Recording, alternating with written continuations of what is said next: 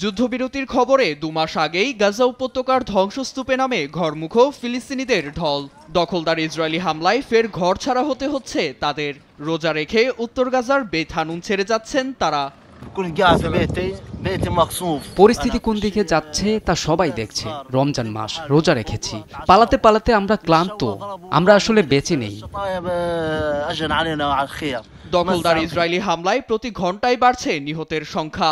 চিকিৎসার অভাবে রাস্তায় কাতরাচ্ছেন আহতরা। এমনকি ক্ষেপণাস্ত্রের আঘাতে ধুলায় মিশে গেছে অন্তত ২৭টি হাসপাতাল। বর্তমান পরিস্থিতিতে পুরো উপত্যকার আহতদের চিকিৎসায় আংশিক সেবা দিচ্ছে মাত্র ৬০টি হাসপাতাল। তার উপর সীমান্তে চিকিৎসা সরঞ্জাম আটকে থাকায় সেবা দিতে স্বাস্থ্যকর্মীদের হিমশিম খেতে হচ্ছে বলে জানান আল আকসা হাসপাতালের মুখপাত্র। আগ্রাসন বন্ধে দখলদার ইসরায়েলের উপর দ্রুত আন্তর্জাতিক চাপ প্রয়োগের আহ্বান জানান তিনি। আন্তর্জাতিক সম্প্রদায়, সংস্থা ও বিশ্বের স্বাধীন নাগরিকদের প্রতি আমাদের একটাই আহ্বান, দখলদার আগ্রাসন বন্ধে জরুরি পদক্ষেপ নিন। দেরি হওয়ার আগে সীমান্ত খুলে দেওয়ার ব্যবস্থা করে চিকিৎসা সরঞ্জাম পৌঁছে দেওয়ার ব্যবস্থা করুন।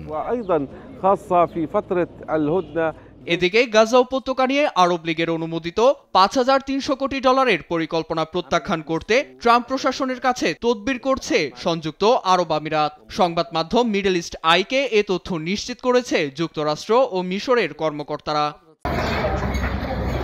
গাজা উপত্যকার পুনর্গঠন ও ভবিষ্যৎ শাসন ব্যবস্থায় হামাসের প্রভাব নিয়ে সম্প্রতি টানাপোড়েনে আরব দেশগুলো। এর মধ্যেই পরিকল্পনা বাস্তবায়িত হলে উপত্যকায় প্রভাব বিস্তারে হামাস আরও সুযোগ পাবে বলে অভিযোগ সংযুক্ত আরব আমিরাতের। এতে মার্কিন স্বার্থ ক্ষুণ্ণ হওয়ার আশঙ্কাও করছেন যুক্তরাষ্ট্রের কূটনীতিকরা।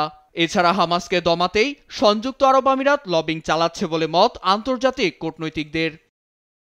নীরব দাস, নিউজ ডেস্ক, দেশ টিভি।